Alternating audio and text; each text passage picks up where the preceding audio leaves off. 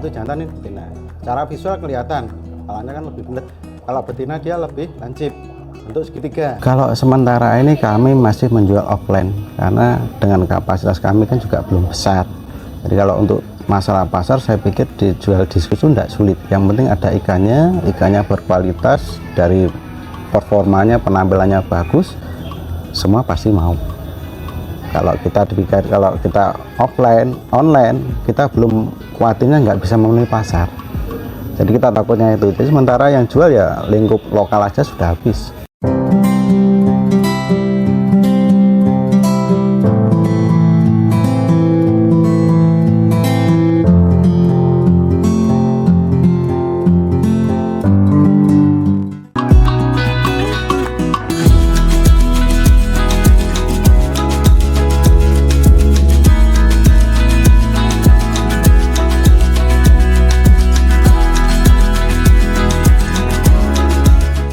Assalamualaikum warahmatullahi wabarakatuh. Nama saya Anji Wibowo, saya dari P4S Hikmah Farm.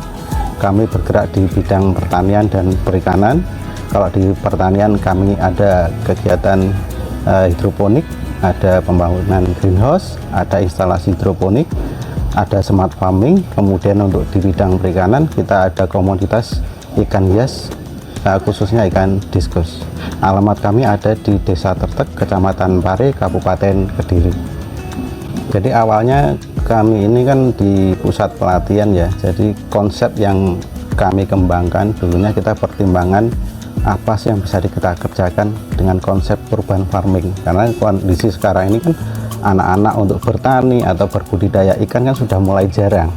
Nah ini kan untuk mengantisipasi tersebut kita ada konsep urban farming, memanfaatkan lahan-lahan sempit, lahan pekarangan yang nggak digunakan, atau rumah-rumah yang kosong yang mungkin bisa dibuat untuk menghasilkan uang.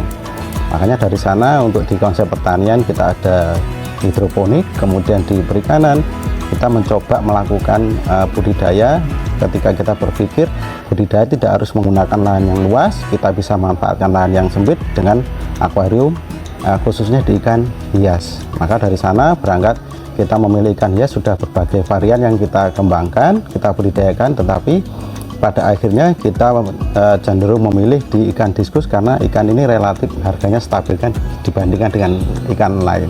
Kalau untuk budidaya ikan hias yang utama pasti akuarium ya, sebagai wadahnya ada akuarium, kemudian ada aerator, ada pompa untuk nambah dan mengurangi airnya, kemudian ada filter. Itu kita ada dua filter, yang pertama itu untuk filter air sumurnya, kemudian ada filter untuk RO nya, air RO, karena kondisi ikan diskus sendiri memang dia minta di TDS rendah, makanya kita perlu air RO. Kita ada tandon, ada filter RO.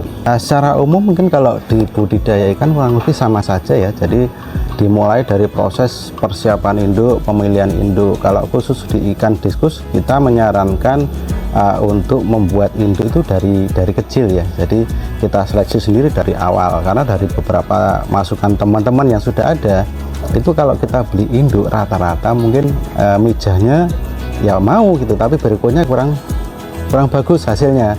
Jadi kita ambil kesimpulan mungkin dari kami, akhirnya kita memilih untuk membuat proses induk sendiri dari awal, kalau bisa dari kecil. Jadi awalnya kami itu melakukan pendederan, jadi beli kecil satu in itu, setelah kita sortir, kita siapkan untuk menjadi induk kurang lebih ya 8-10 bulan lah, itu bisa dipakai untuk induk.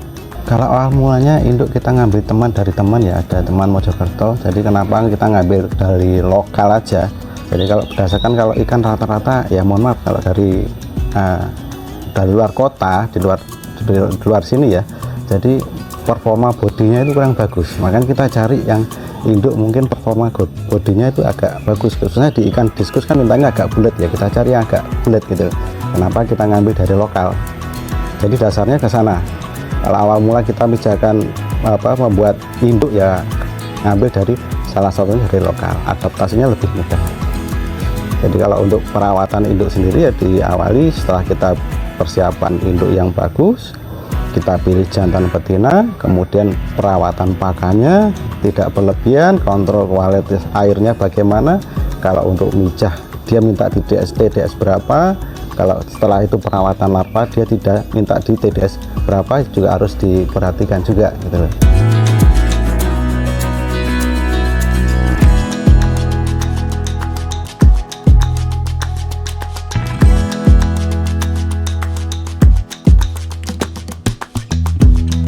Kalau untuk persiapan induk sendiri, mungkin yang paling mudah di awal itu, karena kita bikin induknya sendiri ya, itu diawali dari proses visual dulu.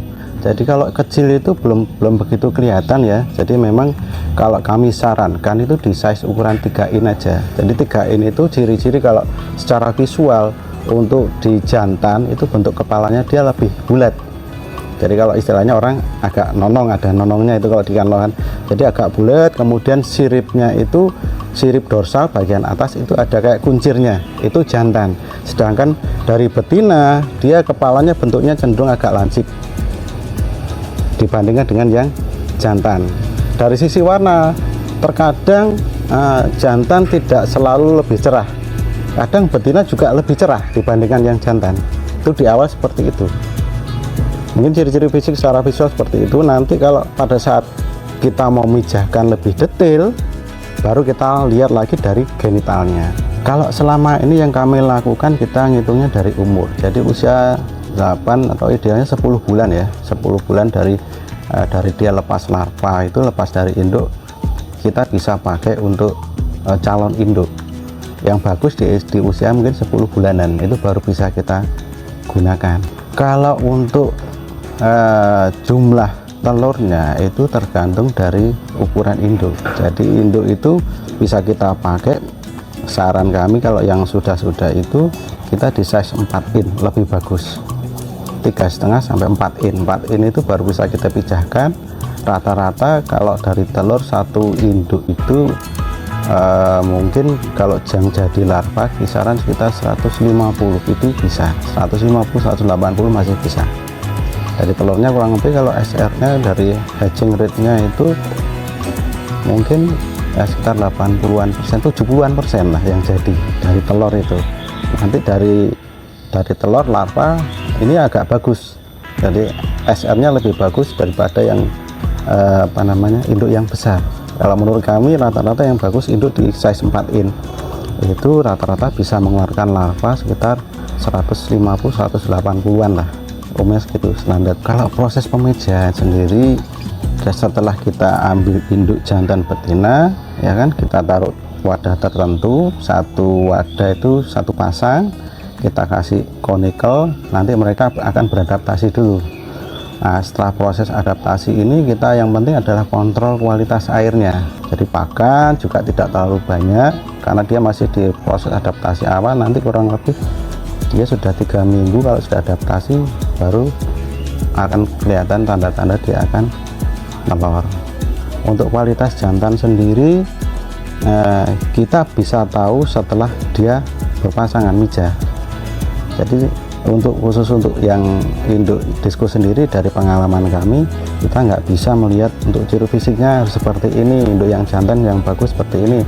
Nanti kelihatannya pada saat dia membuahi. Pada saat pembuahan bagaimana kualitas pembuahannya, kalau nggak bagus ya kita ganti aja jantannya.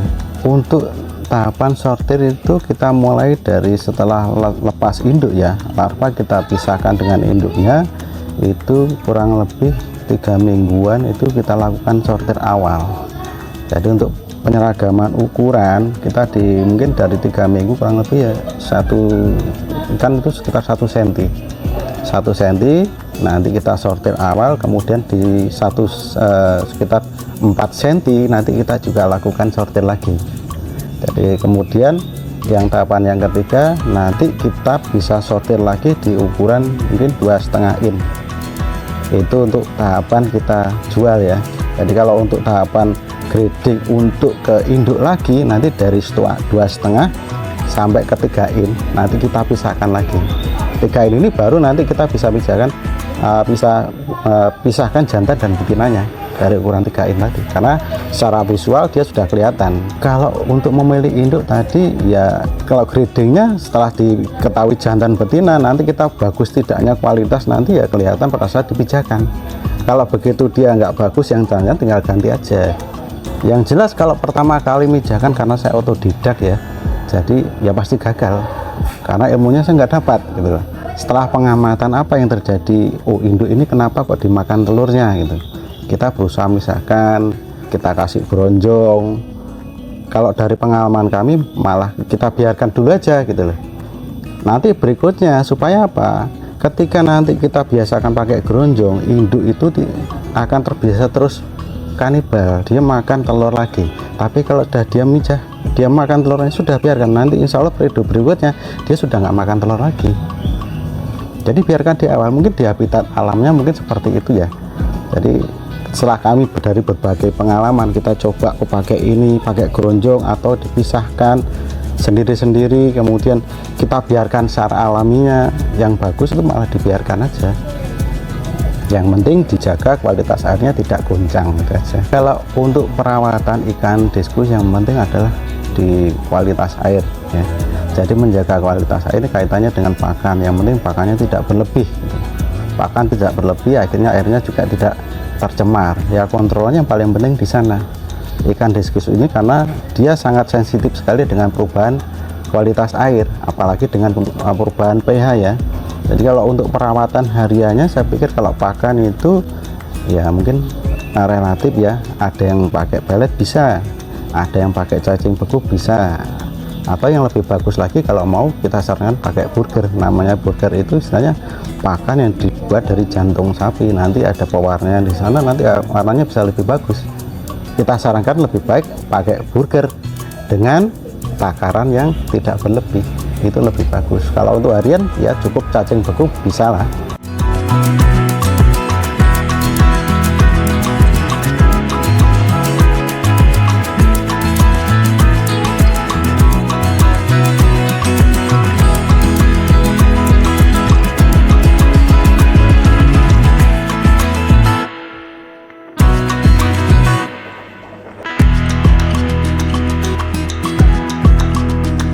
Kalau sementara ini kami masih menjual offline karena dengan kapasitas kami kan juga belum besar.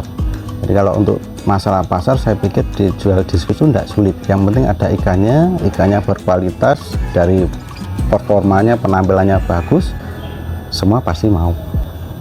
Kalau kita dipikir, kalau kita offline, online, kita belum khawatirnya nggak bisa memenuhi pasar. Jadi kita takutnya itu. Jadi sementara yang jual ya lingkup lokal aja sudah habis. Kalau ukuran harga itu memang tergantung dari satu ukuran, yang kemudian jenis ikannya. Karena kalau kita bicara ikan hias tentunya berbeda dengan ikan konsumsi. Kalau ikan konsumsi satuannya per kilo harga berapa. Tapi kalau dari ikan diskus sendiri itu dilihat dari kualitas ikannya. Bisa jadi ikan itu lebih kecil harganya lebih mahal daripada yang ikan besar, karena dari penampilan ikan ini lebih bagus. Jadi kalau saya pikir kalau harga itu relatif ya, ringnya kan macam-macam, mungkin kisaran 50, 100, 150 ya macam-macam lah kalau diskus ini. Kita bicara ikan hias tentunya nggak pasti ya, jadi tergantung dari harga ikannya, kualitas ikannya. Yang utama pembelinya mau aja, harga mahal ya, jadi ya rezeki aja.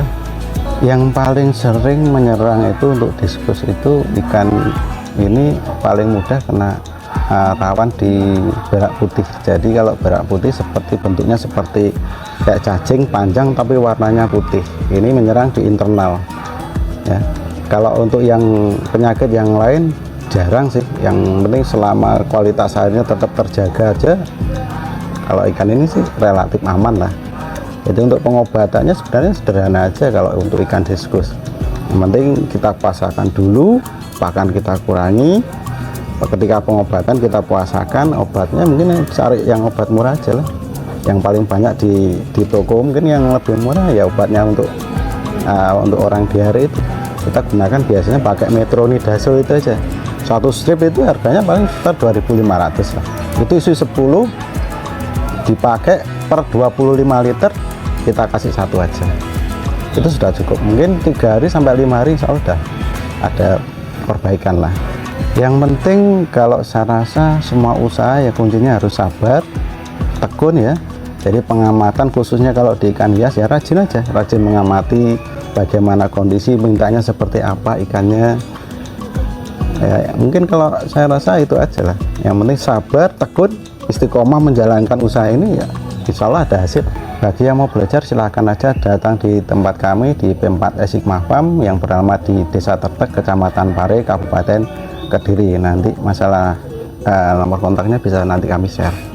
Kalau harapan kami mungkin secara umum aja ya, kita mungkin sesama pembudidaya kita bisa lebih bersinergi, lebih bermitra dengan dinas supaya perikanan khususnya di ikan hias ini bisa lebih maju dan berkembang lagi. Saya Anji Wibowo dari P4S Hikmah Farm. Terima kasih sudah menonton channel Bicara Ikan.